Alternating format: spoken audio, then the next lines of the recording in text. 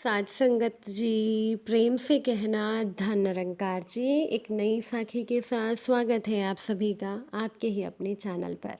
आज की हमारी साखी है भगत रामदास की एक कथा। चलिए सुनते हैं आज की ये साखी। साध संगत जी, दक्षिण में गोदावरी के किनारे कनकावरी नाम की एक नगरी थी। वहीं रामदास रहता था। वो जाति का चमार था, परंतु अत्यंत सरल हृदय का, सत्य और न्याय की कमाई खाने वाला और प्रभु का निरंतर चिंतन करने वाला भगत था। रामदास की पतिव्रता पत्नी का नाम मूली था। दंपत्ति में बड़ा प्रेम था। इनका एक छोटा लड़का था, वो भी माता पिता का परम भगत था। तो तीनों प्राणियों के पेट भरने के बाद जो पैसे बचते, उनसे रामदास अतिथि की सेवा और पीड़ितों के दुख दूर करने का प्रयास करता। रामदास समय समय पर भगवान नाम का संकीर्तन सुनने जाया करता और बड़े प्रेम से स्वयं भी अपने घर कीर्तन करता। कीर्तन में सुनी हुई ये एक पंक्ति, हरि में जैसो तैसो बस तेरो, उसे बहुत प्यारी लगी और ये उसे याद भी हो गई।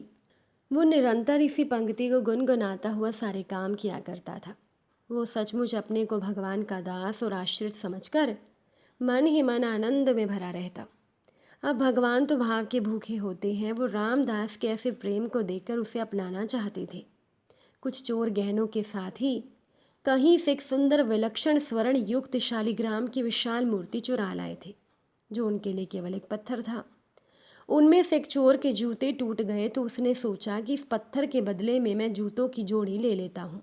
भगवत प्रेरणा से शालिग्राम की मूर्ति को लेकर वो चोर सीधा रामदास के घर पहुंचा और मूर्ति उसे दिखाकर कहने लगा, अरे भाई देखिए कैसा मज़ेदार पत्थर है, जरा अपने औजार को इस पर घिस तो सही।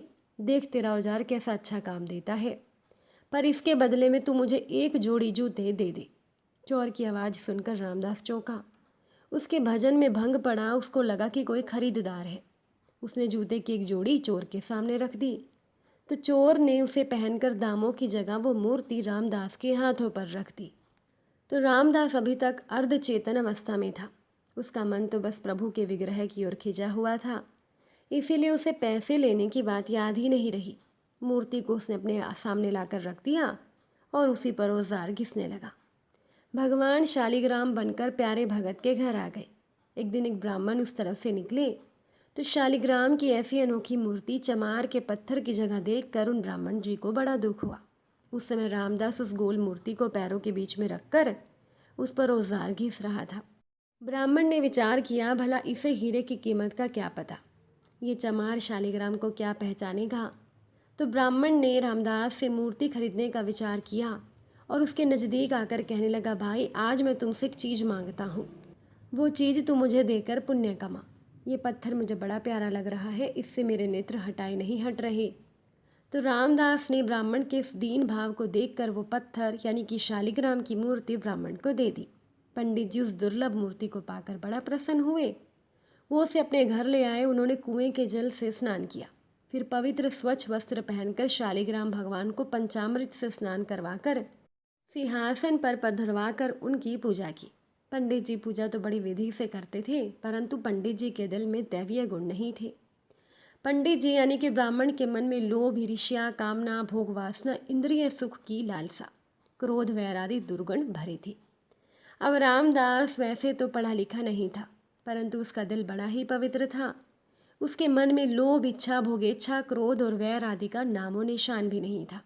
तो भगवान शालिग्राम ने विचार किया कि जब वह परम श्रद्धा व भक्ति पूर्वक गीत गोविंद गाता हुआ मेरी मूर्ति पर जल छोड़कर अपना औजार घिसता था, उस समय मुझे ऐसा लगता था कि मानो कोई मेरा परम भक्त मेरा शरीर पोंछ रहा है। जब वो मेरा नाम संकीर्तन करता हुआ मूर्ति को पैरों में रखकर उस पर चमड़ा रखकर काटता था, तब मुझे ऐसा लगता था कि मानो मेरे अंगों पर कोई भगत चंदन कस्तूरी का लेप कर रहा है। अवश्य ही उसको मेरे यथार्थ स्वरूप का ज्ञान नहीं है, परंतु उस भगत ने अपनी सरल विशुद्ध निस्वार्थ भक्ति से मुझे वश में कर लिया है। मैं जैसा विशुद्ध और निस्वार्थ भक्ति से वश में होता हूँ, वैसा दूसरा मैं किसी साधन से नहीं होता।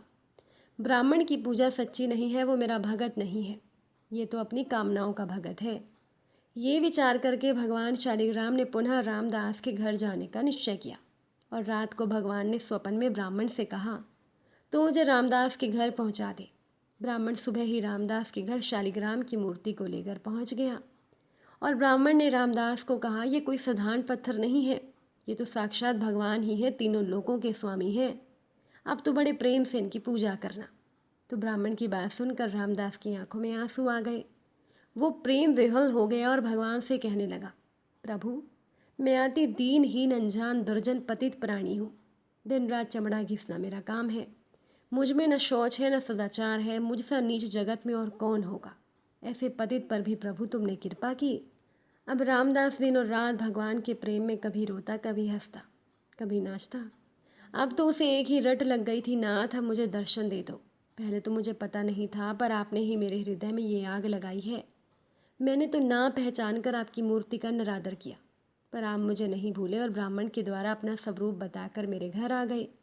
यदि दर्शन नहीं देने थे तो ये क्यों किया। एक बार अपने सांवरे सलोने चांद से मुखड़े की झांकी दिखाकर मेरे मन को हमेशा के लिए चुरा लो। मेरे मोहन करुणा की वर्षा कर दो इस कंगाल पर। एक बार दर्शन दे दो, मुझे कृतार्थ करो। अब भगवान भगत वत्सल है, जो एकमात्र भगवान को ही अपना आश्रय मानकर उनसे प्रार्थना करता है, तो ऐसे भगत की प्रार्थना भगवान ज़रूर सुनते हैं। साथ संगत जी, रामदास के इस दिव्य प्रेम को देखकर भगवान से रहा नहीं गया। वो एक वृद्ध ब्राह्मण का रूप धरकर उसके घर आ गए।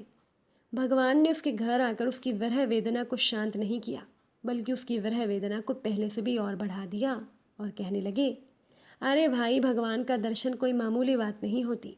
बड़े बड़े देवता, योगी, मुनि अनंत काल तक तप, ध्यान और समाधि करने पर भी जिनका दर्शन नहीं कर पाते, तुझ जैसे मनुष्य को उनके दर्शन कैसे हो सकते हैं।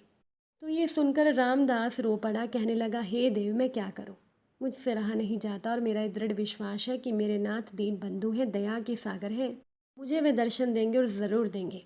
पति कैसे ही रंग रूप का क्यों ना हो, पर पत्नी का पति में अटूट प्रेम होता है।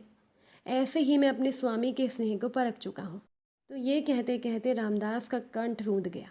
ऐसे दृढ़ विश्वास और अनन्य प्रेम को देखकर भगवान से रहा नहीं गया। वो अपने भगत को अपने से मिलाकर एक करने के लिए छटपटाने लगे। अनंत कोटि सूर्यों का प्रकाश छा गया। रामदास की आंखें बंद हो गई। उसने हृदय में देखा कि भगवान मदन मोहन त्रिभंगी लाल मुस्कुराते हुए मधुर मधुर मुरली बजा रही हैं और कह रही हैं, मेरे पास आ जा। साथ संगत जी, कैसा सुंदर रूप है। वो आनंद सागर में डूब गया। अचानक आंखें खुली है तो देखता है कि सामने भी प्रभु का वही दिव्य सचिदानंद घन विग्रह विराजमान है। रामदास के आनंद का पारावार नहीं रहा। उसकी सारी व्याकुलता मिट गई। भगवान ने उसे अपने में समा लिया और उसे प्रभु के दिव्य धाम में जाकर नित्य पार्षद का शरीर ग्रहण किया। साथ संगत जी, तो ऐसे थे भगवान के भगत, जिनसे मिलने के लिए भगवान खुद ही उनके पास आ गए और भगत के मन की सारी विरह वेदना को ख़त्म किया। अगर आज की ये साखी आपको अच्छी लगी हो, वीडियो को लाइक शेयर ज़रूर कर दीजिएगा। आप सभी से फिर मुलाकात होगी नई साखी नए विचारों के साथ। साथ संगत जी, प्यार से कहना, धन निरंकार।